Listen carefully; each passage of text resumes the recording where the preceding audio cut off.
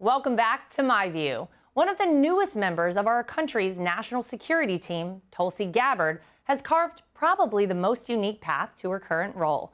From presidential candidate to disillusioned Democrat, and now one of our nation's staunchest defenders during President Trump's second term.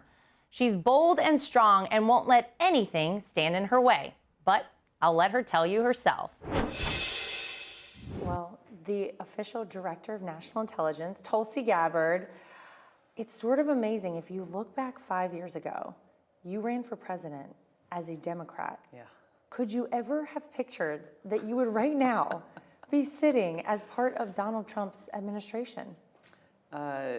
It's not something that I pictured back then. And quite frankly, it wasn't something that I pictured even a few months ago. It's been an incredible experience for me to just be a small part of helping President Trump get elected and to now be in a position to help carry out his mandate, to end that weaponization and politicization of our intelligence community, of our law enforcement. It's a privilege. You are a person who can speak to that to a certain extent.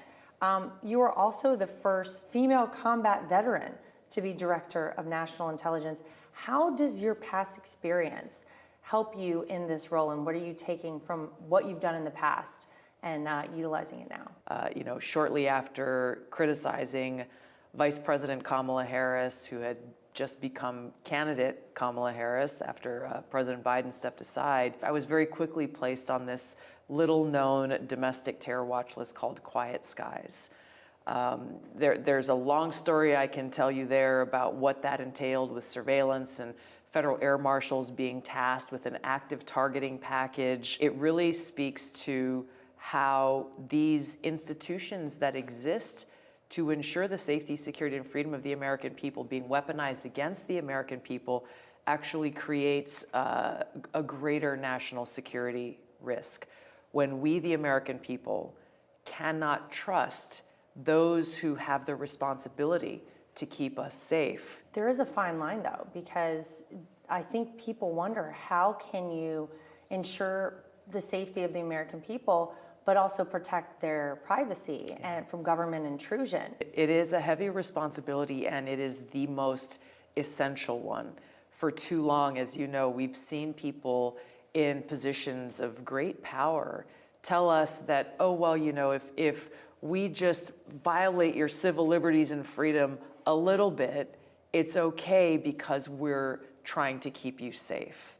Unfortunately, we've seen this for decades, and the more our freedoms are eroded, the more the foundations of our democracy are eroded. So, a lot of people talk about national security or security threats, but there's two components of that leaders have to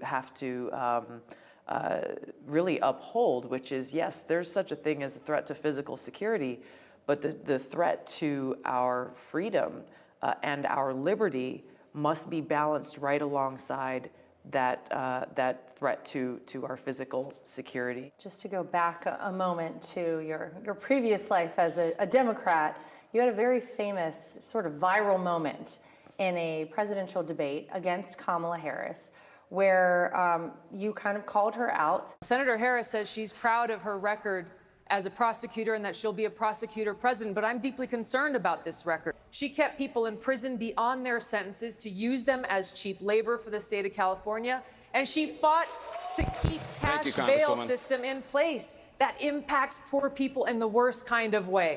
I think a lot of people look at that moment and they say, is that the moment that Tulsi Gabbard started to maybe change her view on things? Was that part of your political conversion, that moment? That whole experience of running for president in the Democratic primary in 2020 that really exposed the Democrat Party's focus on things that did not matter to the American people.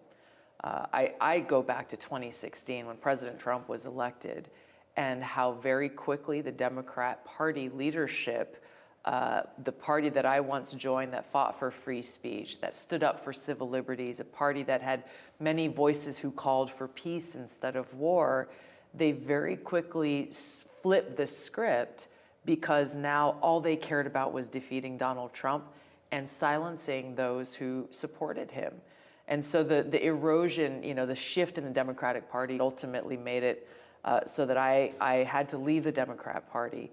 It was completely unrecognizable from the party that I had joined over 20 years before. I think a lot of people watched that whole process and they said, these people have learned nothing. They are ranting and raving out there about transparency, about saving taxpayer dollars, about the American people actually understanding what is going on. I was with President Trump when I was sworn in the Oval Office, and something that he said that day really struck home, because he talked about needing to have people in our government who care. And so when I asked myself, how is it that the Democrat Party still hasn't heard the voices of the American people who are sick and tired of our taxpayer dollars being wasted? As it turns out, some of those taxpayer dollars are already being saved under Tulsi's tenure.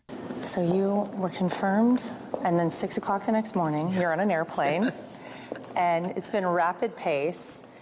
Has there been anything that surprised you that you didn't expect so far? I mean, is DOJ involved in what you're doing? The ODNI itself is a pretty small organization compared to most other elements. But even in that small organization, getting rid of DEI saved American taxpayers roughly $20 million. Wow. Literally with the stroke of President Trump's pen. Just in my organization alone is a great thing, and we're excited to be able to uncover more. Yeah, we'll take that for sure. Now, solidly on President Trump's team, she's making clear common sense is making a comeback. Joe Biden once said that white supremacy was the single greatest terrorist threat to our homeland. What do you feel is the greatest threat to the American people's safety? We look at the last 4 years of open borders, where we had tens of millions of people come across our borders, many of whom we don't know who they are or what their intentions are. And very specifically, the threat of radical Islamist terrorism here within our country is higher than it's ever been before, not only because of President Biden's open borders, but because of his and his administration's fear of being called Islamophobes.